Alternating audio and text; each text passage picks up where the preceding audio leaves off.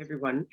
I want to really only say that this is just the start of a conversation. We've got a number of people, no doubt, in the room and who are elsewhere, particularly in South Africa, who are involved in work with schools. And we're really keen to have conversations with as many people as we can to learn more about the area as the Conflict Dynamics Empowerment Trust begins to work in schools and in education. Other than that, I want to just say that we're deliberately not a webinar, but a meeting, because we want people to participate and ask questions. So if you do have a comment or a question, just either raise your hand or use the reactions button and raise your hand. I'll wait to pick up on questions until the end of the input by the speaker, and then I will have to limit it to just a handful of questions so that we can give everyone a chance to make their input and take questions. So other than that, I'm going to hand over to Robin to set us off, and then I'll turn to James, Zanele, Mel, and Olivia, and then Andre. So Robin, you're going to just really set the scene for us. Thank you, Felicity. Good morning, everyone, and thank you for joining us for today's open discussion. My name is Robin, and I am part of the Conflict Dynamics team. I work closely with Felicity, Marion, Nomonde, and James on the Peacemaker Project. Just to give you some context as to what the Peacemaker Project is about, how it came about, and why we think this initiative is important. So Conflict Dynamics established an empowerment trust last year in order to promote conflict resolution amongst young people. The Empowerment Trust then launched the Peacemaker Project, which is a schools-based conflict management and mediator skills program.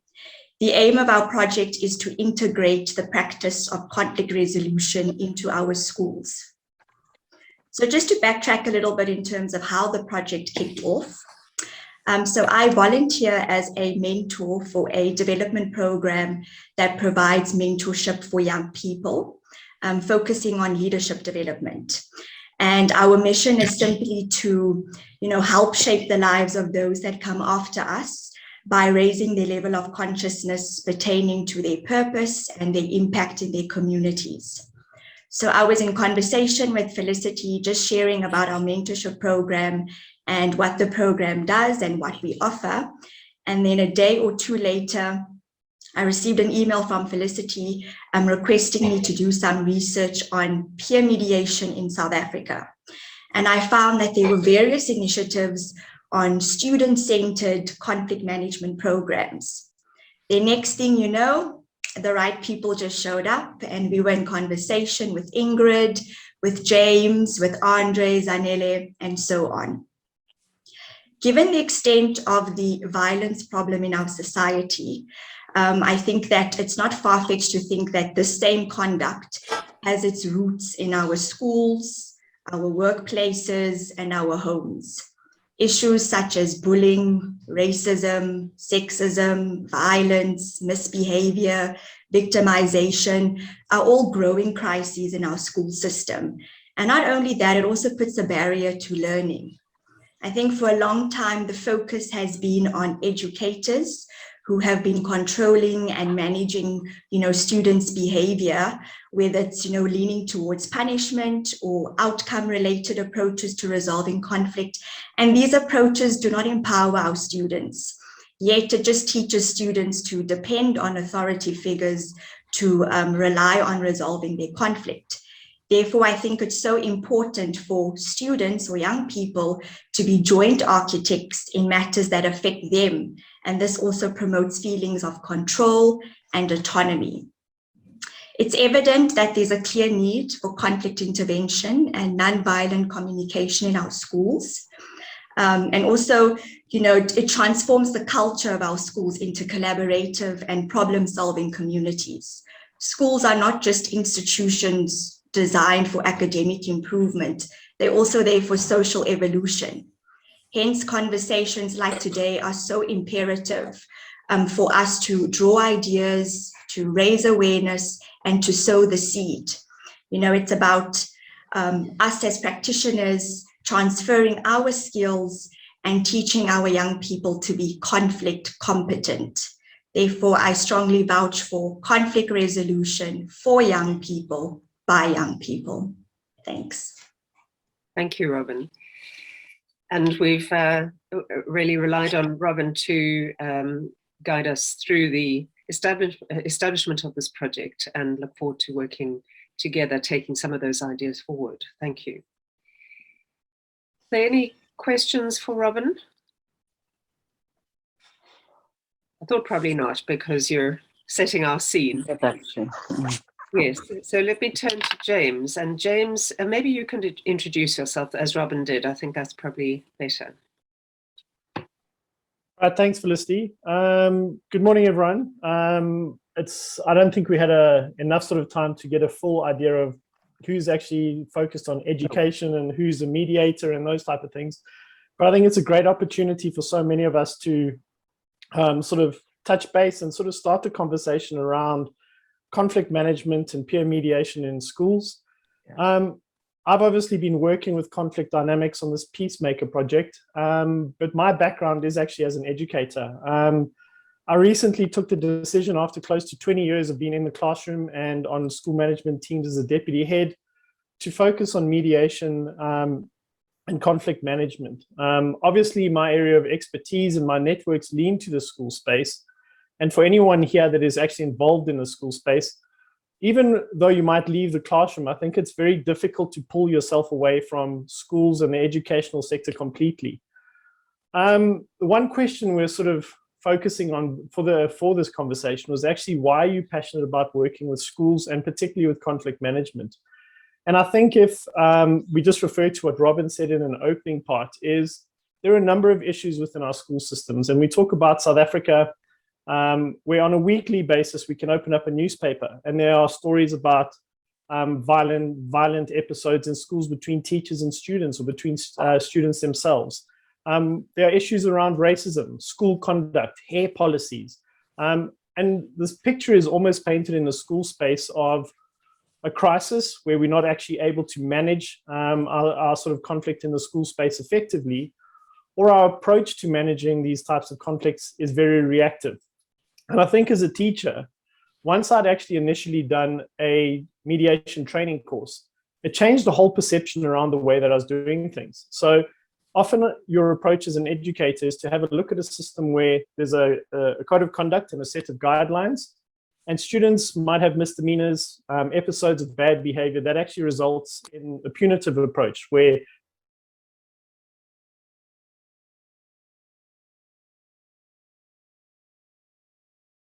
there's no empowerment, which Robin mentioned as well, for these students and actually taking ownership of the conflict. So where does this sort of stem from? Is it something that's systemic within our school system and the way that we set up our discipline codes? Or is this just a lack of understanding, particularly with teachers? So if I go back to my own journey and through the people that I've worked with over the last couple of years, is I actually don't think one teacher I've met has ever had conflict management training as part of a formal education program to become a teacher. So what we often see, particularly in South Africa, is the first real taste you get of being in the classroom is actually when you do your student practice, usually in your second or your third and your fourth year of your actual degree. But what many students are actually exposed to is an environment that doesn't feel safe. They're thrown in, they are given a class with 30, 40 students, maybe more in some occasions, and they have to deal with so many dynamics. So with a focus on teacher training just being on delivering content, it doesn't take into account the other skills that we see. So what does this result in? It actually results in, have a look at for a school, is to ensure that every student in your class is able to do their best academically. We like to expose them to extramural activities, sports and culture and those sort of things to build up sort of skills necessary. But a big part of, and probably the biggest thing that you're trying to do, is actually trying to create a space where students leave the school environment so that they're able to take a place in society, they're able to integrate, they've got a good understanding of EQ and their soft skills like communication and teamwork and those sort of things. But in a school that is sort of fraught with violence and conflict, it makes it very difficult for that to sort of happen.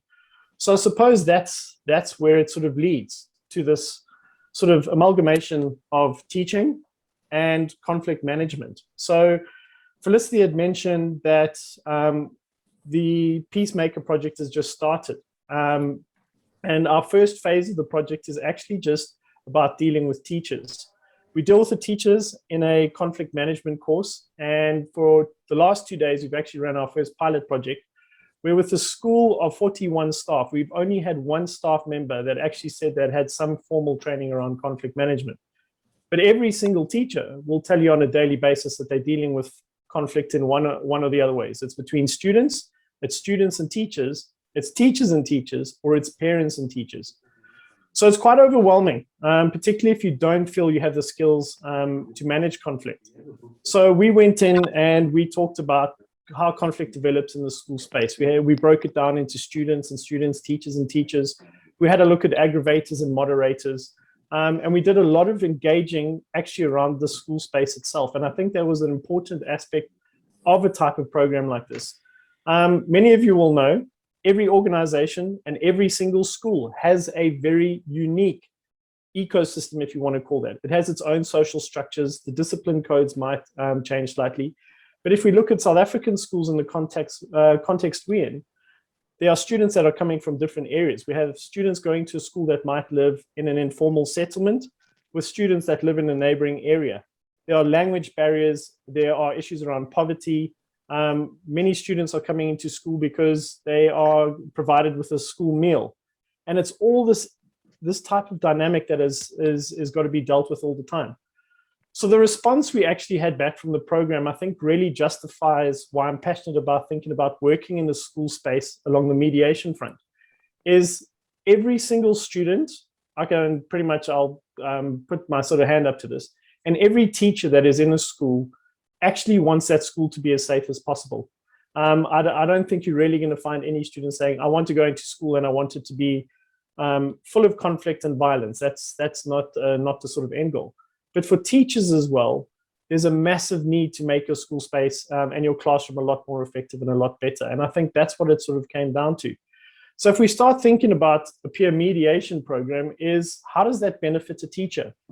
So our next phase in the sort of Peacemaker Project is taking this individual understanding of conflict management and developing it into a process, a forum, or a structure through mediation where the school can then deal with their own issues.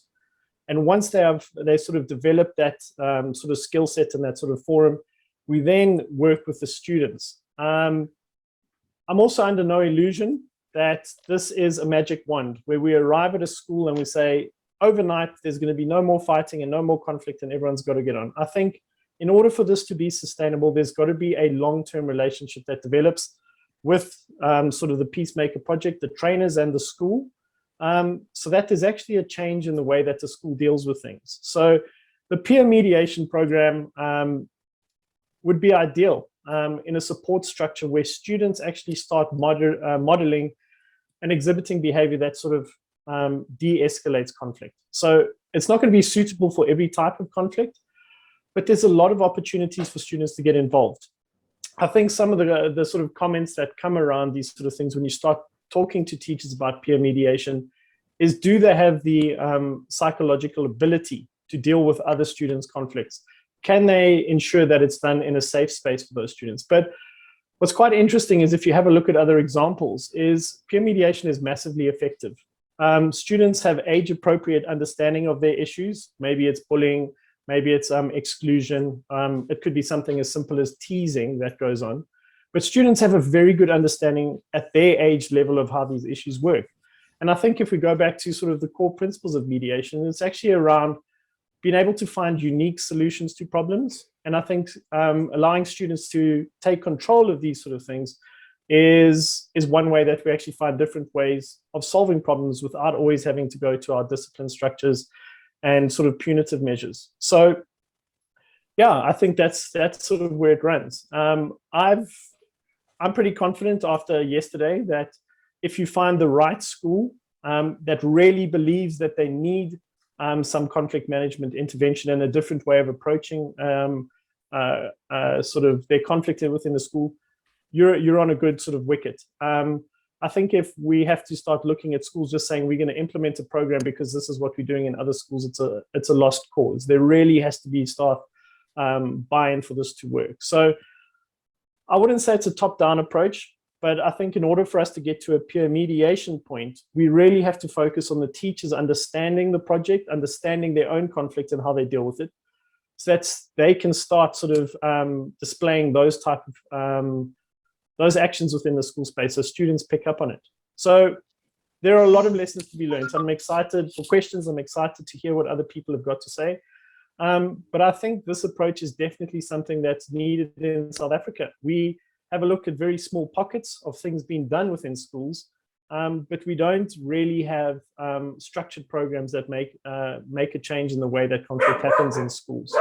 Okay, I think that's sort of my sort of focus for this. If anyone does have questions, I'm happy to take those. James, one of the messages you sent through yesterday after the course was how already other schools in the area seem to have heard about it and wanted to get involved. Do you want to just say something about that? Absolutely. I actually had another message this morning and we haven't had a chance to chat, but there are 3 schools in the surrounding area that have actually showed interest specifically in the teacher training as a start. Right. And this is all word of mouth. The main sort of comments coming back from the community we're working in is this is something that needs to be done for parents. It's something that needs to be done. And I think a big part of it, Felicity, is actually that's the intention of the program. It's about what a school can do for a broader community. And that's the sort of feel I think we're picking up already.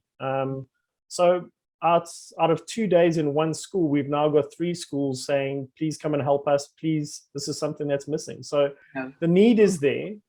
But I also think there's the want, is teachers want those school spaces to be safer. They want to be able to deal with things so that kids have a better experience. And it's a pretty exciting space to be in.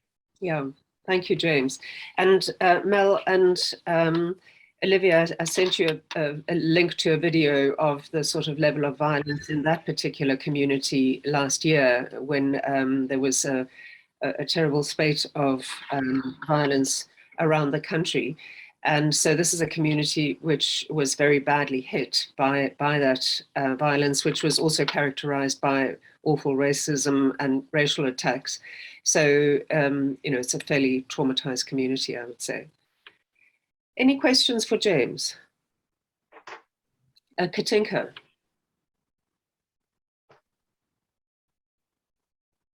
Good morning.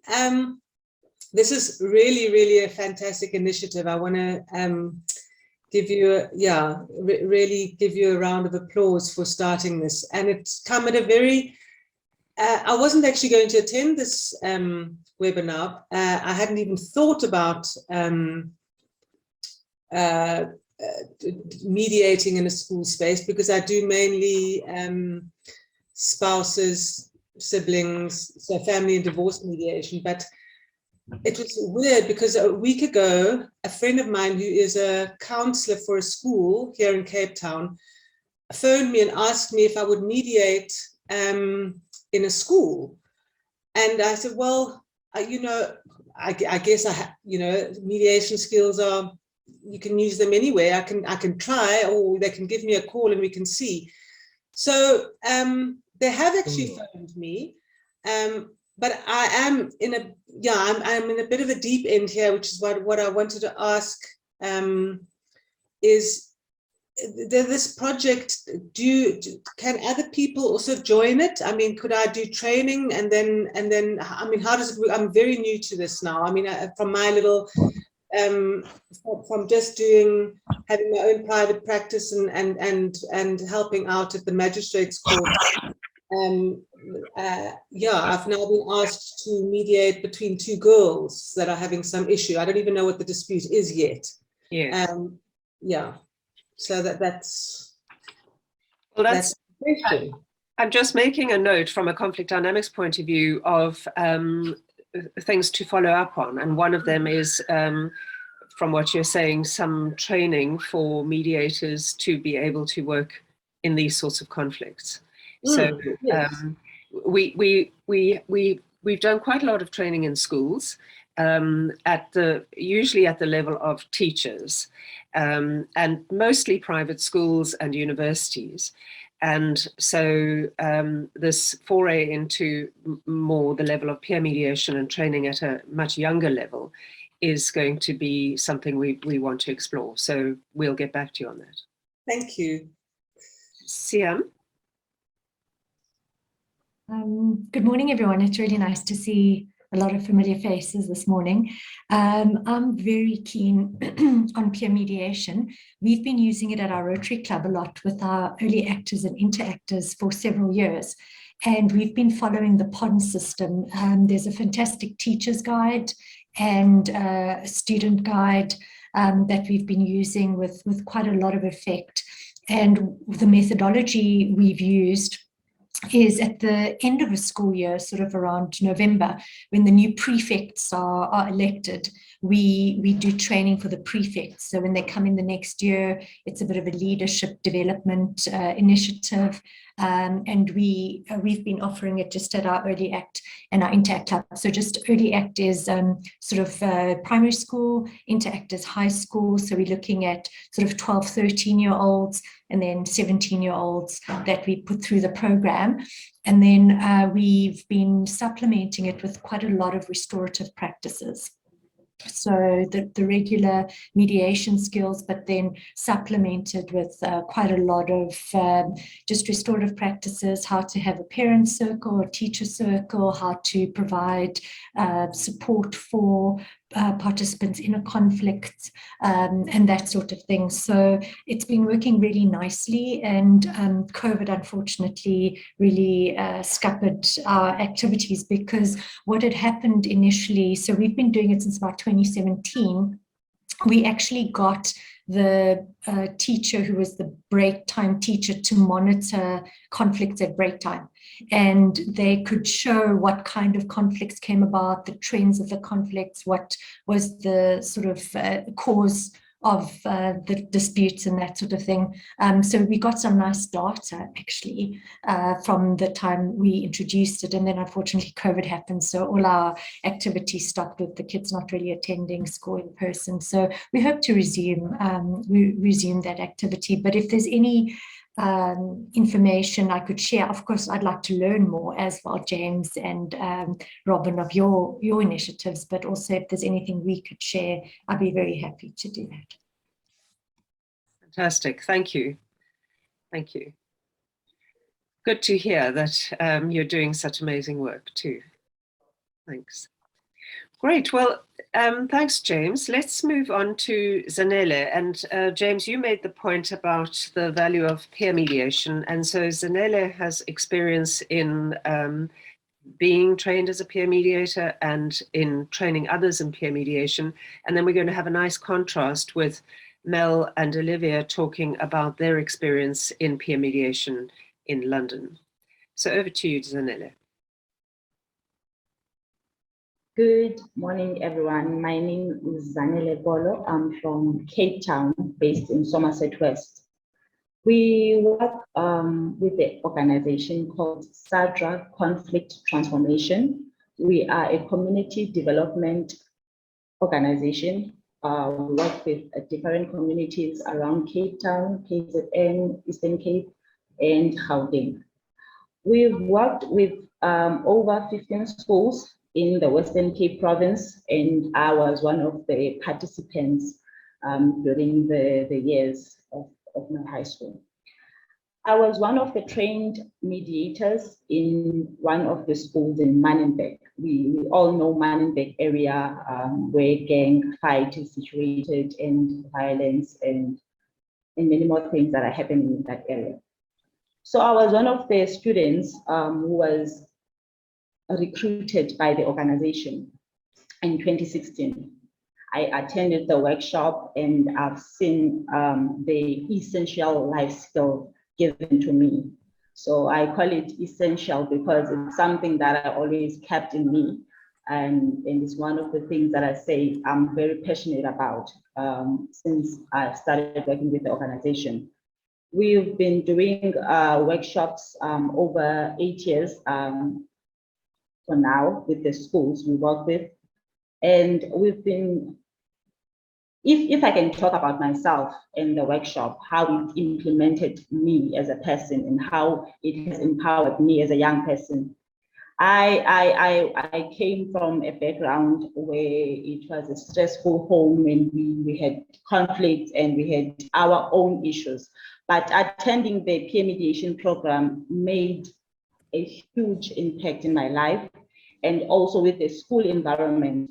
And if you can check the Monakali schools and the gang fights that are happening in Monakali, you would find students dropping out in schools, teachers fighting with students, with the organization coming in and co-working with the educators, assisting educators in resolving the issues around them, conflicts around them. It implements and strengthens the school's capacity, and also it changes the climate in the environment of the schools. For me, it has been a great journey. It has been a great experience working with the young ones after being the one who was helped with the peer mediation program. So for me, it brought a new developing strategic approach to conflict, and also being able to mediate issues, being able to take responsibility as a young person, and being able to say, I am able to assist other people in developing new strategic plans and approach in conflicts and any environment issues that we approach in the school. So for me, the peer mediation brought self-esteem, being able to stand within the school and being able to stand within the communities that we work with. It has been a great journey for me, and I have experienced and worked with many schools, and hearing from the people that we trained and from the people that I was trained with, and seeing the difference in their lives has brought passion about the work that SADRA does in the communities and different schools. And with the cases that we have received from principals, from educators, it's something that we always put in our reports, where we are able to say that at this year there was this conflict and the students and the teachers were able to co-work and able to resolve the issue. So the approach is it's planned to bring peace in the environment and using non-violent approach, and also it brings a communication within teachers and the students, and also being able to change the climate of the school. Maybe you would have questions and some comment on how I approached different schools and how we approach communities in the township areas, and how do we implement the skill in the people that we work with. Thank you. Thank you, Zanele. Well, there we have a request or an offer for questions. Anyone want to pick up on aspects of what Zanele has covered?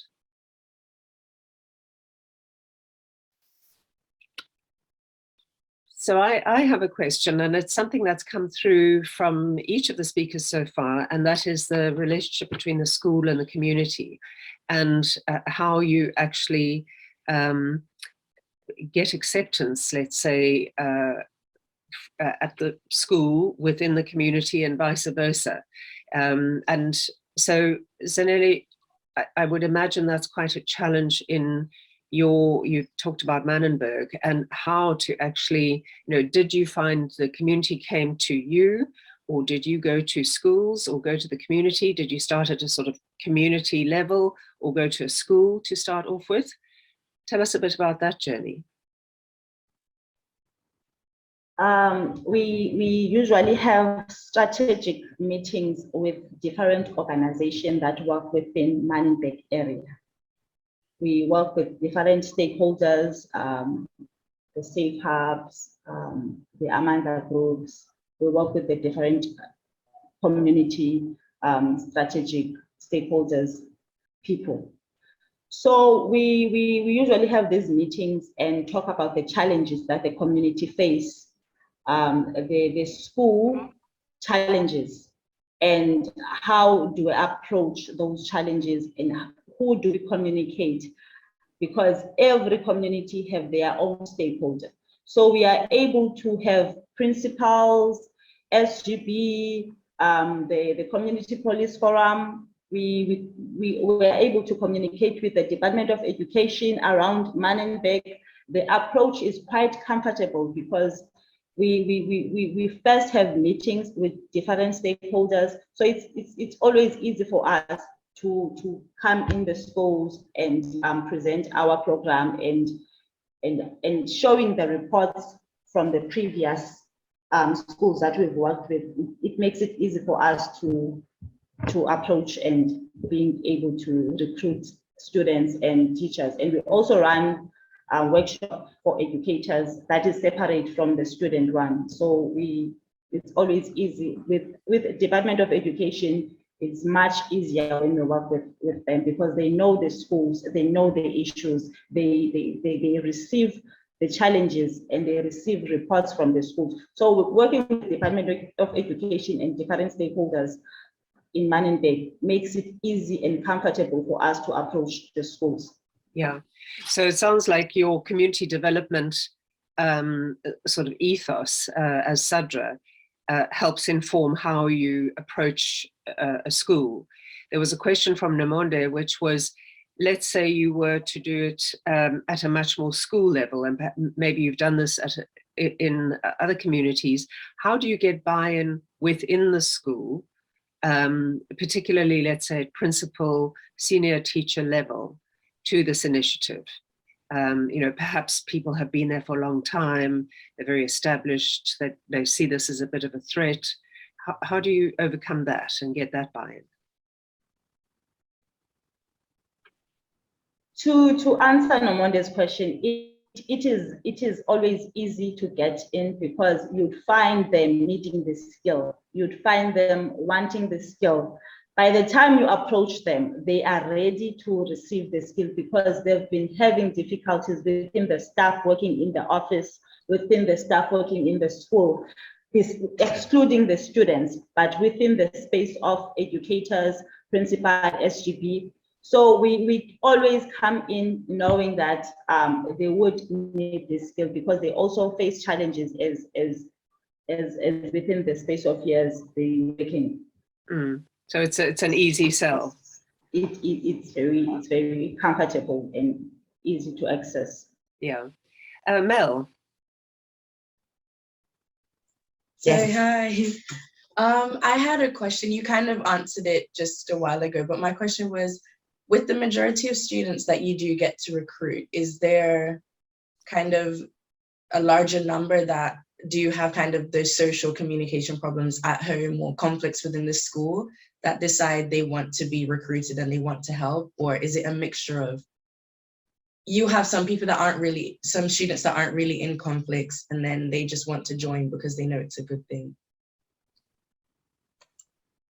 We always say everyone is welcome to attend the workshop, but with the gender balancing, it helps us to being able to say we have 50% of boys and we have 50% of young girls attending our workshop.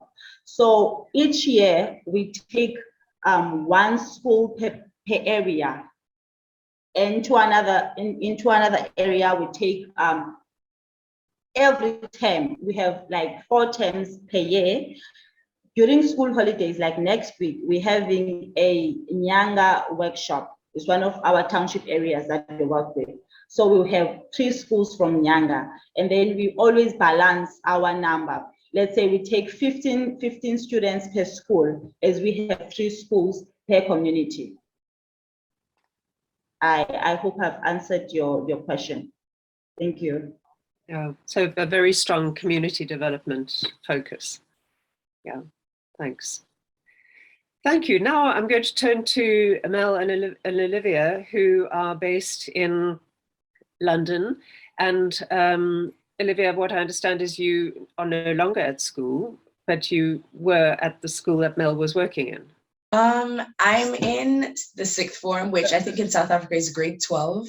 Yes. So that's year 13 for us. So this is my final year of kind of being in high school, well, not high school, college, the 6th form. And then afterwards I go off to university or the place where I'm going to study. Right. So tell us about the two of you, about your passion in this area and what you've done at your school. Okay, so hi, this is Mel with the regional accent from London. So I hope you can understand me. So I've been doing this role for many, many years. Actually, it's 24 years. I trained as a mediator back in 1998. I've done workplace, family, neighbours, everything, but my passion is for schools. And because I've been doing it for so long, I have made every single mistake there is to make. So listening to you all and taking notes on what you were saying, it was like, oh my God, thank goodness it's not just me. So like Robin, you spoke about conflict in school and why, what does that do? And if we leave the child in the classroom while the conflict is ongoing, they're not going to be learning anything. So it's good to get them out, get them mediated and get back in again for their sake, if you like. It's got to be a whole school approach. It has to be from the top down. I've gone in, I've spoken to the special educational needs coordinators, to heads of years, and it just sort of like goes down. It doesn't normally take off that well. So for me, as I say, for my learning, in primary schools, and I've trained in there, their service normally operates at a lunchtime. So obviously the people on the ground at the lunchtime are the lunchtime supervisors, dinner ladies, or men, and I have to do some work with them as well. And it's almost like they do see it as a threat, like the students are going to be taken away. But for me, it's to embed into them, no, listen, these guys have been trained in these skills. The students are going to be more honest with a peer-led project than what they are going to be with an adult. But we do train them in safeguarding issues and what needs to be reported. But there's more than anything, the mediators need to know the staff are there should an issue come up that they can't deal with, that they can go to. So I said it to them as more or less like the mediators are part of the tools in their toolbox. So just to be used and polished, put back and to be used. So yeah, I'm very fortunate that in Bacon's College, this school actually realises the full benefit.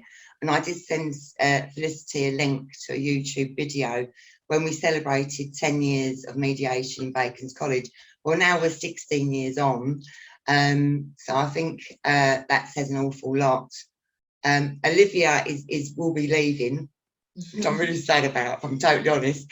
But then we had to have the year 12. And for me, the year 13s sort of like then, I don't know, they sort of like mould the year 12s. It's almost like they're done a relay race with a baton. So they sit back and they watch the year 13s. And when the year 13s go, they run and grab the baton and carry on running with it.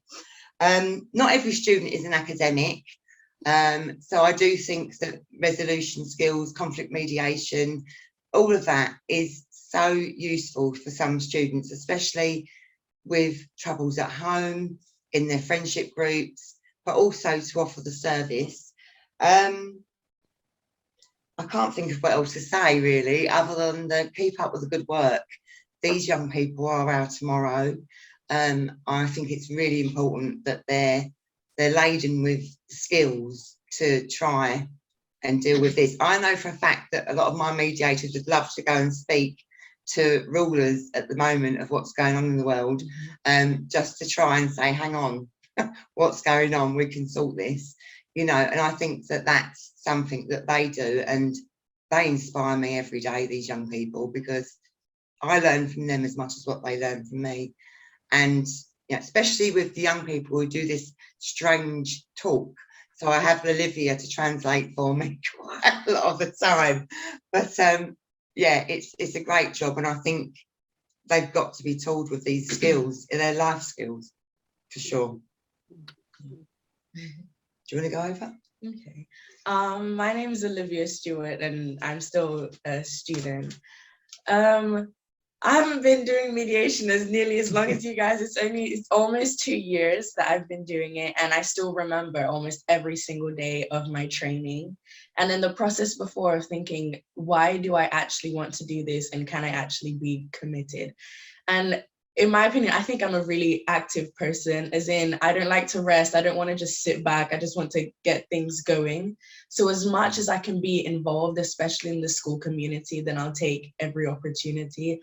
As I said before, I have used the peer mediation service when I had conflicts down in the younger years, and it honestly really did help. And then I know I can use that, say I have a case, I can use that as a story to say, well, I've done it and it does work. So if you let us help you, then this can be a really good thing. And listening to everyone talk and seeing the perspectives outside of England or London. I went to school in Jamaica.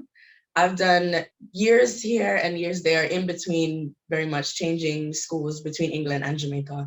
And in Jamaica, there's no, I don't think there's a lot of mediation. There's no mediation in schools, really. And I think if they had that there, it would be a lot better. And the school system, I've seen both school systems personally, and I've seen that, I've compared them together, and I don't really have a preference, but I know that with the services that are provided over here, children in school, they're far more, they want to learn more when they're in a safe environment and they're not conflicted by all these problems, either at home or in their friendship groups. And a lot of the cases that we do get are between friendship groups.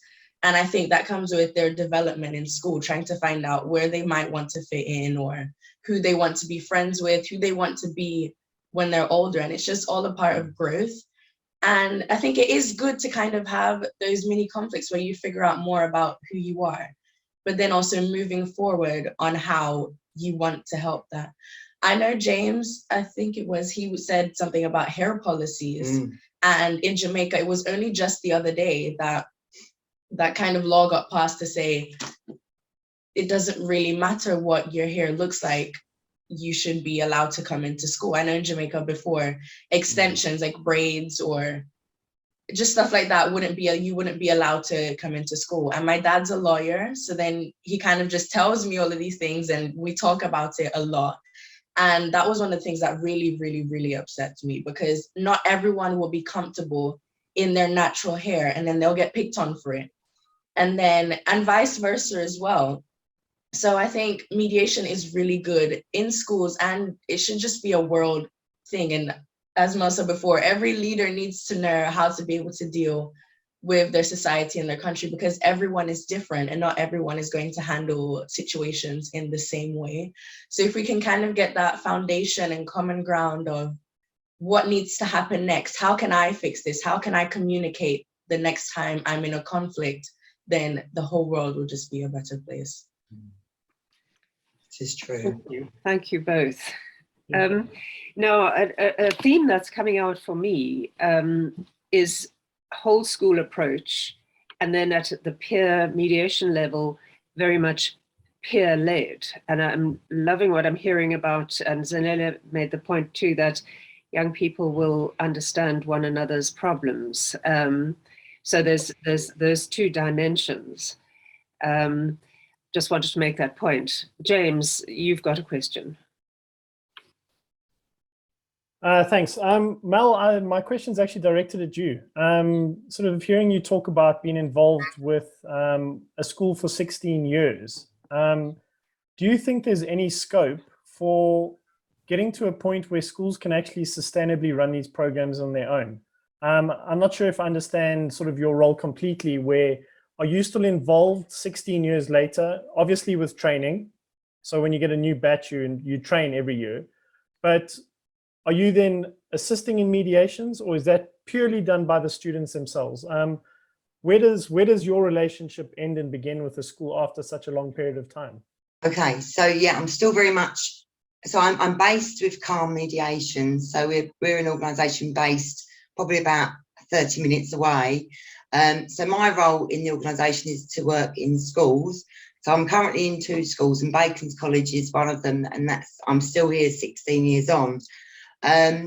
I do work alongside, I've worked alongside most of the team, especially Olivia, on situations where staff have requested like an adult mediator in the room. Last year they wanted something new done. They wanted their uniform students trained. So these are like year 10s. I don't know how that equates to you guys. So they're all about 14 years of age, which has, I've got to say, made the service a little bit more difficult to run.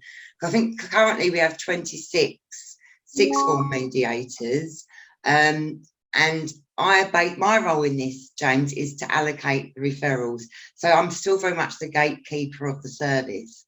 Whereas in my other school, I don't. I'm not the gate. I don't allocate cases, but they do call me in. So it was just yesterday that I was in there mediating mum, dad, and their 14-year-old daughter. You know, so it's very much I tailor it to their needs and what they want, but they do have to pay, and it's not cheap. But I am literally there at the drop of a hat, should they need me. And I've attended with parents, gone into the headmaster, like the principal. I've mediated student and teachers, teachers and teachers. But if there's a really difficult situation, I know that I've probably got about 5 team members here, one of them being Olivia, that I can say, God, I need you on this one. But then Olivia might say, yeah, we've done it, but now we need you on it as well. You know, so it's very much, it's sort of like, I never know what's in my diary from one day to the next. So I think I have to be quite agile with that. And yeah, have I answered your question, James? I think so. I think for those of us that are starting out, the big question is it possible to implement these type of programs and peer mediation things to a point where one day that school is able to do it? So I don't know, I'm picking up your answer is possibly no. Is there still needs? No, I think they need to have someone just to be doing this. And it's not until that I had to take some time off, that another member of my team at the office took over, and she was like, oh my God, how do you do that? But I think because I've been doing it for so long, and you do have to be rushing to get somewhere, and then once you're there, the person might not turn up. And you know, you've got to use your mediation skills the whole time with that. There's no good in chucking your toys out the pram and getting, do you know what I mean? Things are changing so much, and you just have to keep up with it as best you can. But more than anything is listen to the school, find out what they want, and explain what you can do, explain the pitfalls of, you know, the way they want it to work, and it might not work that way. And I say, I've made every mistake. I sort of like can see, but I know if I left it to the school, it probably would go flat. I think I'd like to add as well, in philosophy, we learn about Joseph Fletcher, and he talks about situation ethics. He developed situation ethics, and it's basically all about looking at the situation and finding the most loving kind of response to it and how to help that. So it's very situation based. You look at it and you say, okay, what can we do next that won't cause more harm? And I think the reason why we will always need to have like a head mediator, a head business in charge, is because it's a continuous circle.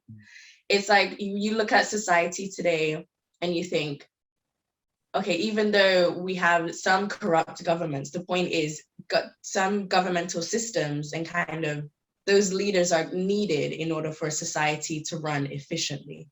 But you also need to listen to the people of the society and say, okay, this is what they want, this is what they need. So this is how we're going to work with each other to try and make sure all these needs are met. It's very much, you have to work together in order to get the best results. And if we do kind of statistics and look at, in a couple years, will we be able to run solely just by the school?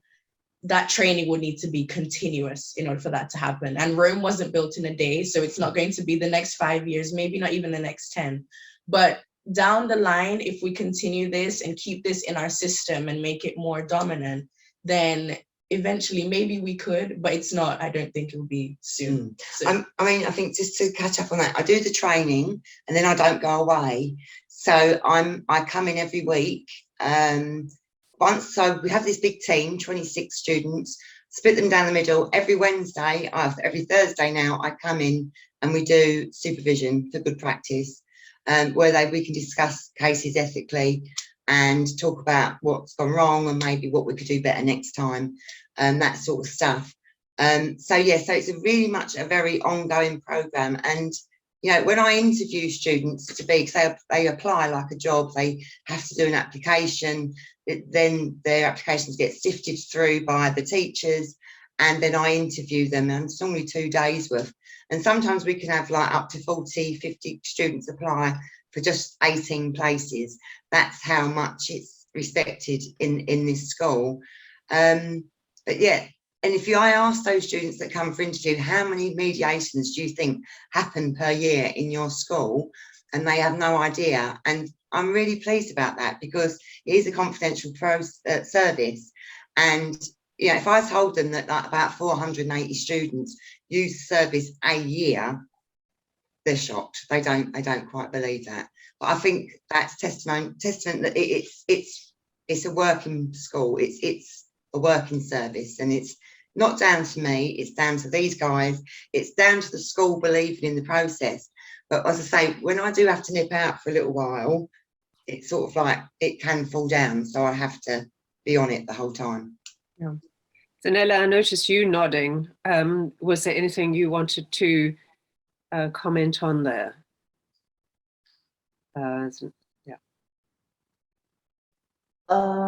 Sorry, my network is quite tricky this side. With the part of getting to know the issues of the community, what they face, the challenges they face, it's the most important approach that one needs to make sure that they use. Making sure that you know the issues and the challenges of the community. So that is where I wanted to highlight, and thank you for mentioning that. Yeah. Okay. So I was, Victor. Yes, hello. I wanted to piggyback onto James's question, and obviously then flick it to Mel as well. Mel, you've been there for 16 years. You're not employed by the school. As you say, you're obviously a private organization, and I suppose it's in a sense linked to James's question. Would the model of the school taking eventual, and you said that as well, Olivia, that maybe the best way forward is, or possibly the end result of the school taking ownership, and there's a person at the school who's there all the time. If that is not the best solution, because my question to you, Mel, would be, and I say this respectfully, if you say you come in and help with the mediation situation, you've got parents, I'm assuming obviously you've been at the school for 16 years, so you've built up a relationship, and there's a relationship of trust, etc., etc. But is it not sort of looked at, so if somebody sees you and they wonder, where's this person coming from, and they don't know you, that you are linked to that school? Do you find that you've got to first of all build up a relationship of trust, and that the parents sort of don't wonder who's Mel? And that's why I'm saying, is it not better to have eventually train up somebody who's the go-to person and the peer mediator person at a school, and that person is then there all the time? Yeah, interesting. You said I'm under my line manager in Bacon's College is one of the vice principals who I met when he was an NQT, like a newly qualified teacher.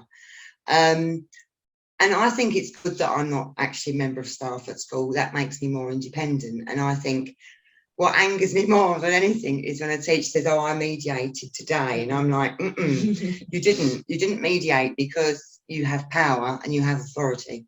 As mediators, we're totally independent. We have no power or authority at all. So if I'm dealing with that difficult parent, It's good for me to say to them, I'm not related to the school at all. Whatever you say, obviously, to me is private and confidential, but we've got to think about how we're going to approach this meeting with this particular teacher that you don't like, or you don't particularly get on with, or you think has been unfair to your child. So for them, I think they get that little bit more. I think almost that trust is built that bit more because I'm not part of the school. Yeah, I think it's in the kind of name, the peer mediation. You're working with your peer. And when I tell younger students that, well, they will know that I'm not a teacher, even though sometimes I walk around and they're like, hi, miss. And I'm like, no, I'm not a miss yet. But once they find out that they're of a closer age group and that you experience things kind of the same, they want to open up more and tell you more than they would a teacher. And we've seen this so many times when teachers, they choose favorites and they'll be shouting at one student and they're like, you must apologize to the other one. And in mediation, it's not about the apologies, it's about the understanding. We always say, even if you get an apology, we can't guarantee that. Even if someone wants to apologize, we can't guarantee that they'll do it. And we do not force you to say, oh, I'm sorry for this, because it's not about blaming. It's about trying to communicate and understand where the other party is coming from, instead of saying, you know what, you're in trouble. This is going to be your consequence and this is what you have to deal with. It's not about that. So it's really good that we don't have as much power as a teacher would. Obviously, if there's a safeguarding issue where someone's in danger, that's when we take it to the heads of us and where we know it needs to be in order for everyone to be safe. But other than that, we just know we want everyone to be comfortable instead of feeling like they're constantly in trouble. And for me, just on the back of that, for me, it's really important that the mediators are not left with anything that they're worried about. It's really important that if, say, Olivia or any one of them had a situation that's like playing on their mind, I say, call me, I'll answer. If I can't answer, I will get back somehow. But I don't want them walking away with holding on to someone else's issue or problems and then worrying about it overnight and then something dreadful happens. So it's constant support for the team that I know the school just cannot do. And have you ever had a situation where, let's say, after a mediation, someone has self-harmed or something worse because of what it's brought up, and how have you dealt with that? Okay, not as yet, no. Touch wood. We've not as yet, no, thankfully. I think we've stopped a good few horrible things from happening. Whereas I got confided in weeks ago in another school about a weapon, which I was able to say exactly where it was. And I know that if they deal with something and it's come up that someone is feeling really terrible and want them to take their own life, the mediators, and they have done in the past, they've broken that confidentiality and taken that student to a safeguarding officer within school. So yeah, that's really important for me, that they are not left with anything that they can then pass that on to somebody else, and they're just doing what they're there to do, which is conflict resolution. Right. Yeah. Victor?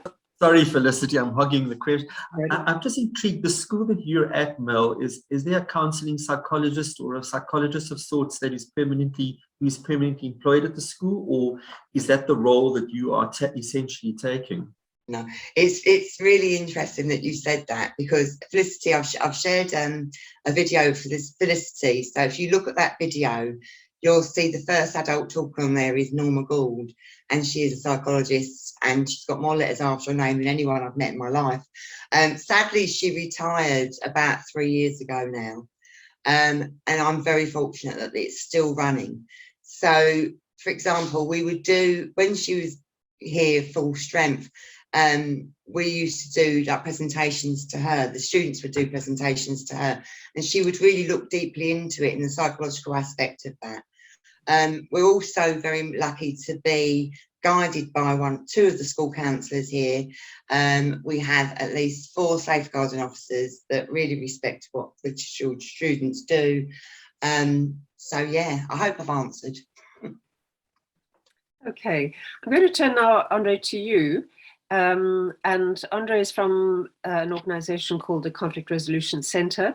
leave it to you, Andre, to introduce yourself further and to talk about our topic, which is why are you passionate about what needs to be done in schools and what are you doing?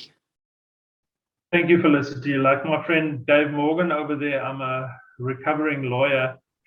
After 25 years of litigation, I just grew very fed up with that. So about 5 years or so ago, I decided to tackle this and do it properly and study this more than I did law, which maybe it doesn't mean that much, but I'm very passionate about conflict resolution and about mediation.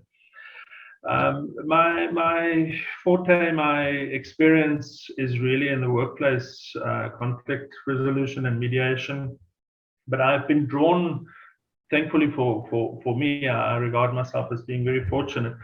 But without planning, I've been drawn into the school space, and I know that I should work through my initial discomfort with that, and that is where the work needs to be done in South Africa. I regard people in this space, in at least the South African context, as pioneers, or as people who must make the mistakes and who must build the structures, because we really need this.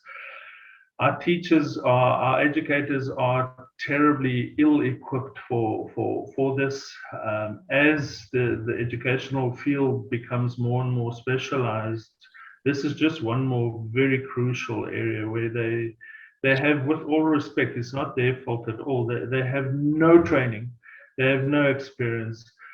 In the limited number of times the last 6 months that I've been having private discussions with teachers, some of them are absolutely petrified. This is their lack of conflict confidence and competence is one of the worst parts of their career. Some of them are talking about resigning. This is something where they really feel that they're failing and that they need help. So the field, the mediation field, certainly has a responsibility to reach out to these people. Now, our philosophy is slightly different. We build our programs.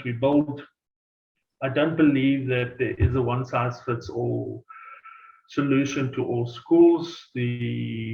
Already in our limited exposure to clients, I already find the independent school in Cape Town is a different world to the rural school outside East London. And to bring some sort of a generalized this is it solution to that would serve both very badly. So we sit down with the school and we design a conflict system around what they need. That sounds like a lot of work. It's not really.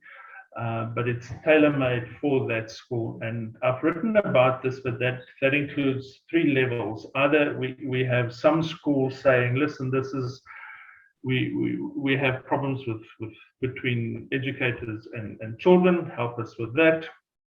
But we also advise to, as far as possible, to include the community, to include service providers, in a South African context, to include local government. I mean, that's where a lot of school conflicts arise.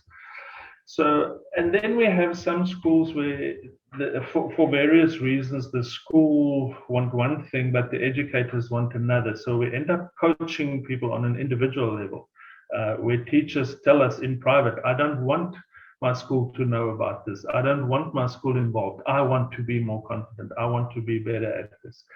So it's interesting to listen to some of the other experiences today where we don't really advertise this. I find it very difficult to try and convince a school to take up any of these levels of the product.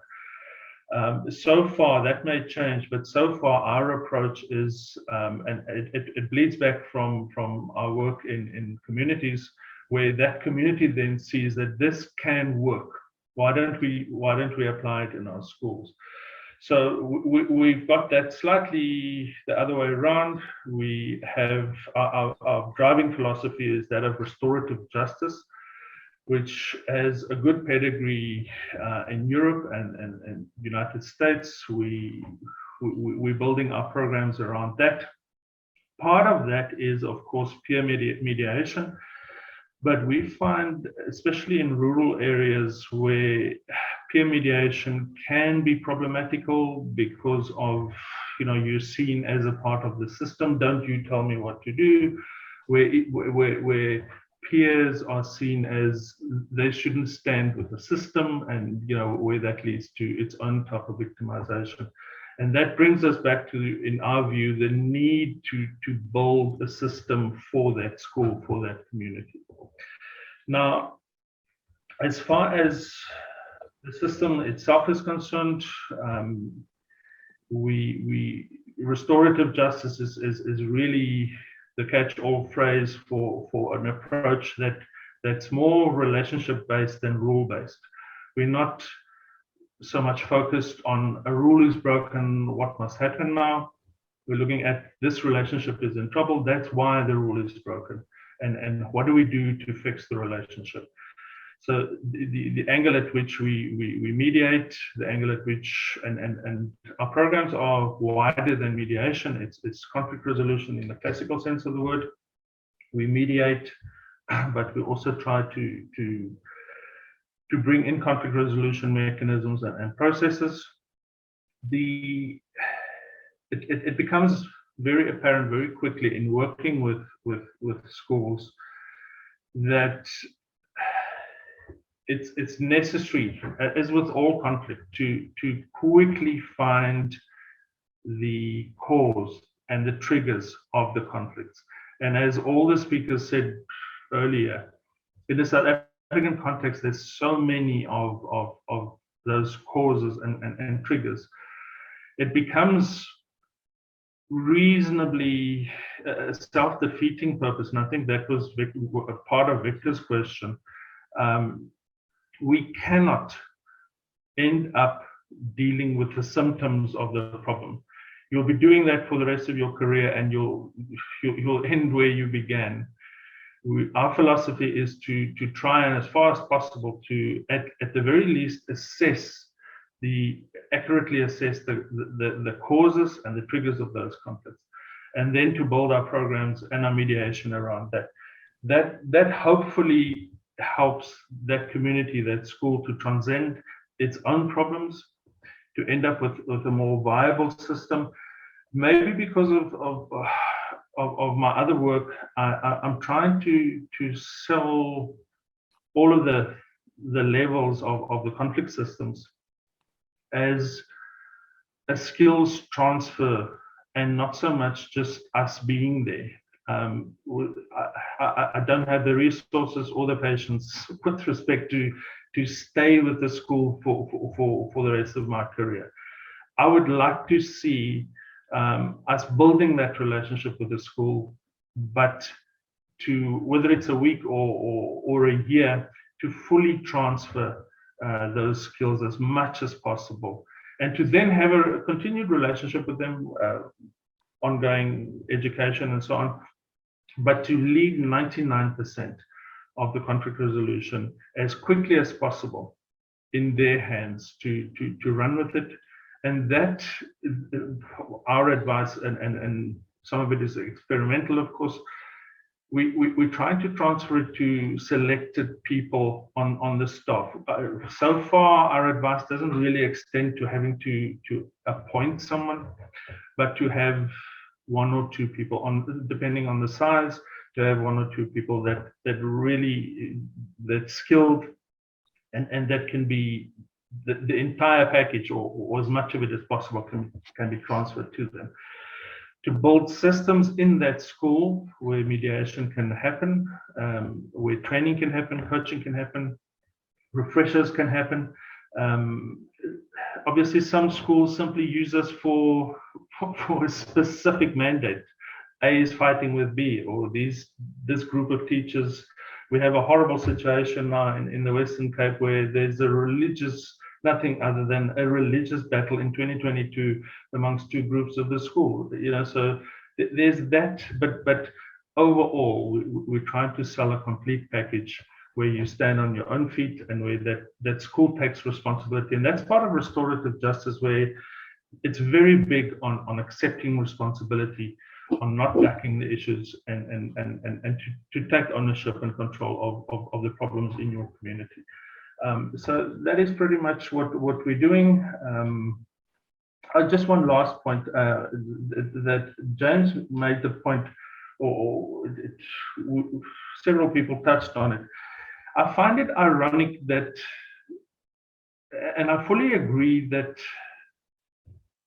we all have to sell the product in South Africa.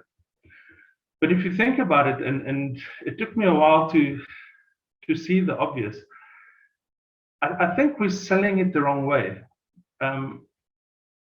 We're selling it as an outside foreign system. We make that mistake by the words we use, the terms we use. We talk about mediation, we talk about conflict resolution. If we think about it from the right perspective, the entire concept is an African concept. What else is Ubuntu? How does communities in a traditional South African setting, how do they resolve their problems? By respectfully getting together, by talking through conflict, by involving other people, by restoring a sense of peace.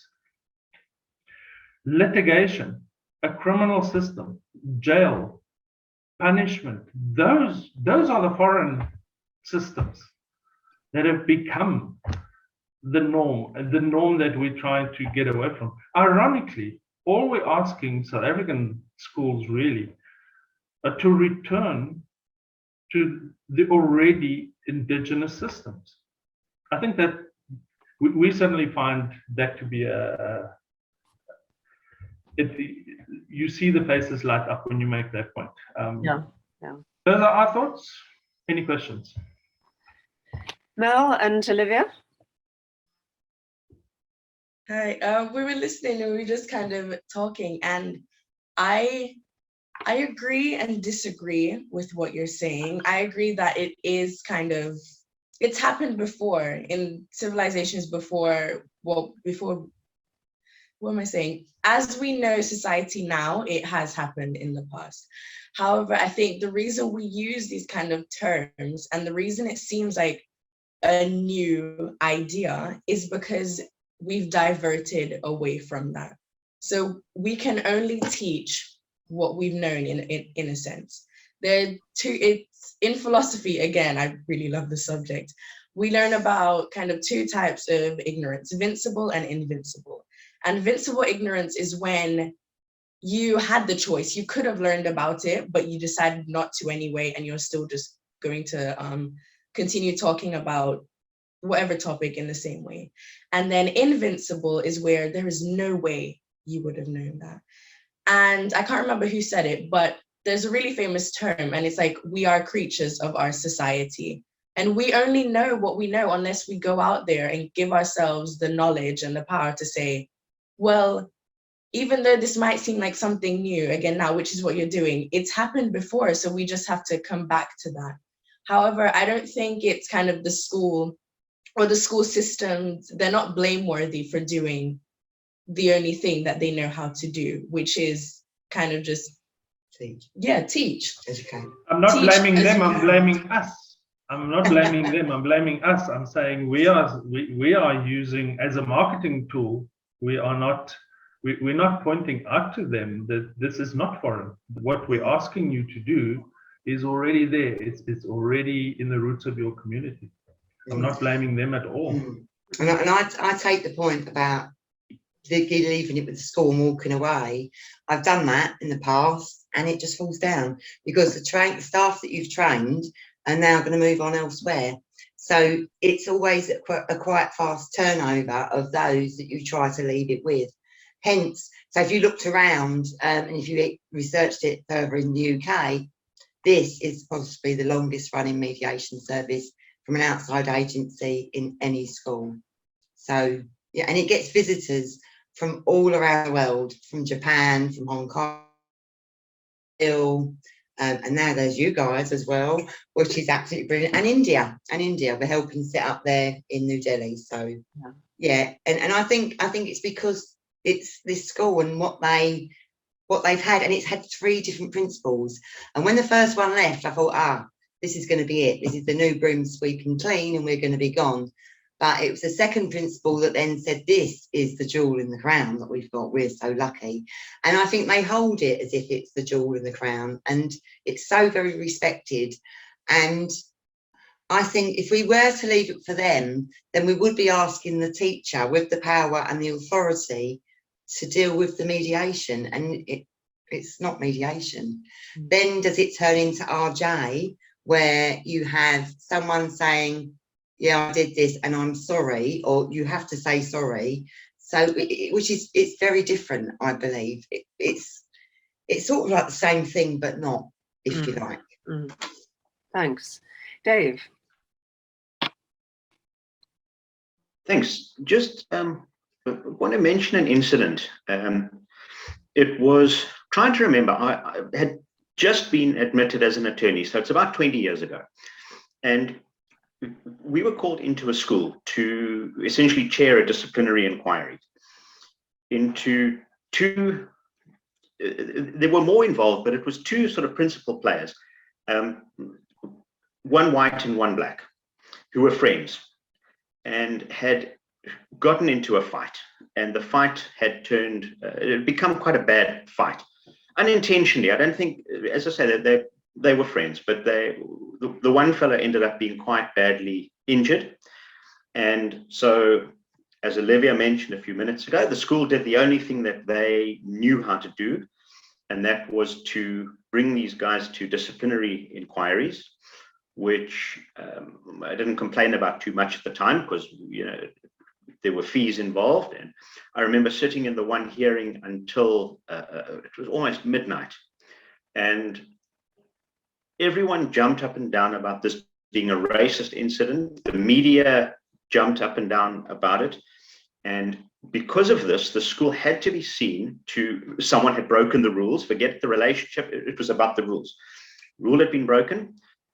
Something that, and it was funny enough, my old school, which incidents would have been in my time resolved in about 30 seconds in the headmaster's office, but at this time, of course, it had to be seen to run this huge, expensive disciplinary process for these guys. The one fellow was expelled. He then appealed to the MEC, if I remember. The end of it was that there was no relationship left anymore between these guys. It soured relations between a whole heap of the students in the year, because everyone looked at what the rules had been broken and what action had to be taken. No one actually bothered to look at why was this fight? Why was there a fight in the first place? Was it actually a racially motivated, which it wasn't. Race had nothing to do with it. But of course, at the time, the media had a lot to say about it, and it could only possibly ever have one cause, and that was race. Forget about the fact that it was just they were about 15, 16, I think, years old at the time. And it was just a schoolboy fight that got out of hand. As I say, unfortunately, and it's not, I don't mean to make light of it. The one guy was, he got kicked in the head, I think, and he was quite badly hurt, but it wasn't intentional. And which is why the restorative justice aspect of this is very interesting. And this sort of approach of, well, there's rules, but there's relationship as well. And the rule had been broken, but why had the rule been broken? Well, no one bothered to find out. No one bothered to look at that. No one bothered to, well, this guy fought that guy kicked that guy in the head. One's white, one's black. It must be a race incident. It can only possibly be a race incident. And therefore we must be seen to be taking harsh action. We've got to get these guys out, expel all the rest of it. And it spiraled out of control, and it wasn't a solution at all. And it's just interesting to now, all of these years later, and I think I did my mediation training in about 2015. And as with Andre, I've been mainly involved in workplace mediations. And it's very interesting to now, with this perspective, look back on that incident and see, well, what could the outcomes have been had this approach been taken, a more restorative justice kind of model applied. And it's not a question, sorry, and I've perhaps taken up a bit too much time, but just an interesting observation. So thank you. Thanks, David. James. Thanks, Felicity. David, I have to agree with you completely, and actually being on the other side of the table where you actually a member of staff making these calls around students or chairing a disciplinary process. I think the whole idea around peer mediation, and I know it's been mentioned again, I just think it's another good opportunity to reinforce that, is it's not just about setting up one aspect of a school where students are involved for doing things. I think it's almost a bit of an organizational change approach where you actually have to get into a space with a school, and you really need to look at a school's discipline code if a peer mediation thing is going to be effective. And I know the schools that we have a look at, I sit very uncomfortably with one example as an educator where we actually had a disciplinary hearing with a student, and the student, the chair of this disciplinary hearing actually decided that this student should be expelled from the school after a number of misdemeanors for a period of time. A couple of us on the staff agreed that this was probably the best way forward, but a decision amongst us was actually made that this student needed to stay on. However, what were the implications for a student after relationships with staff, other students, parts of the parent body were actually destroyed, was to come in and sort of do a bit of community service around the school, where he came in for a week. And everyone says, that's his penance, he's made due, he's given back to the school. However, for another year afterwards with the student going into matric, it was awful. It was a constant battle around discipline issues, trying to find the ways. But at that stage, when a student is in the last year of school, a school is very reluctant to ask a student to leave. They don't get into another school. But if I look back at the year, I mean, it was a year that was wasted. There was an opportunity that was wasted to actually say, let's fix the relationships around it. Let's actually sit down, and you need to apologize and understand what your actions meant for your staff. Bring the parents in. And I think it's a really important aspect, not just around conflict management. It's got to be something that a school's really going to take seriously and actually have a look at those things. And I think for your example, David, it would have been much the same. There's too much of a reactive approach. And at the end of the day, what are your interests when you're dealing with kids? Are we putting the best interests of this kid forward? And I think in both of our examples, I think the answer is no. So a lot of scope and a lot of change there. Yeah. Perhaps Mel and Olivia can comment on this, the kind of nexus between mediation and disciplinary and other formal procedures, and whether your school adapted those, or how do those interact? Okay, so, we've dealt with issues of race. Of course, it's everywhere in the world. And when I sit down with those young people that have been racially abused, I would say, you do have an option. You can either have action taken, or you can sit down and educate this person. And thankfully, majority of the time, they've agreed to educate the person. And one particular situation I dealt with, which was horrendous and very racial. And this young girl, I felt so sorry for, and it was a black young girl and a white young boy. And he was so rude. But by the time, she chose to educate him.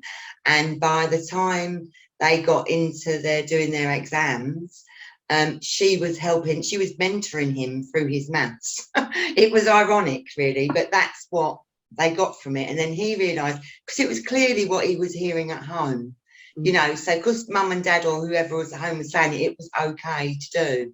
I think that the school, we're in the school policies in terms of bullying and stuff like that. I do home visits to parents when needed and stuff like that. So we're very much built into the school ethos now, I believe, and it has happened in the last 10 years. It's definitely just gone in deeper. And in another one of the schools that I work in, they too have included mediation in terms of their policies and procedures. Yeah. Should I go? Yes, Olivia. Yes. I think another case that I dealt with one of my peer mediators, it was an Asian girl, Chinese, and 2 other boys, and they thought it was a joke, so they said something and it offended her. However, in mediation, you have a choice, as Mel said, but it's a different choice. If one person doesn't agree, say you have 2 parties in conflict, if one person doesn't agree, then we don't do the session, or we just talk to the one person that did say, okay, I want to do this. The girl didn't agree to do it, but we did talk to the 2 other boys, and he came to us and he said, I went home and I researched it and I found it was really rude. So then I really do actually want to apologize and say sorry. And I think that comes from everything that he's learned to say, well, I need to be communicating and be more understanding of what's actually going on, instead of just saying whatever I just like to say, and see that some things are really offensive. And just for me to end, what I want to say is that when I introduce mediation, I say it's a conversation that we should have had a long time ago. Right. Yeah. And that really goes to the point that a number of people have made about, and Andre made about, what are the causes, and, you know, how long has this been brewing, and what was the trigger, and how do we prevent this happening in future.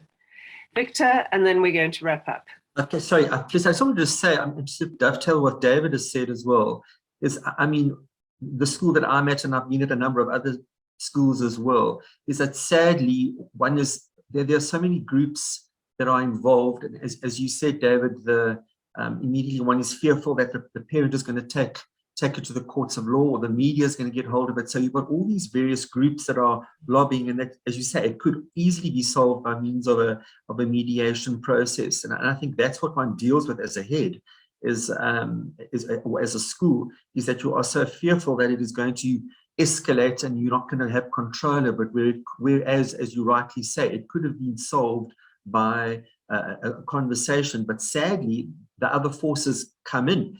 And you've got aggressive parents, and et cetera, and those are the things that you've got to somehow manage and navigate. And yes, we also use, and I say not sarcastically, bandy around the word restorative justice. Absolutely, that is what one wants.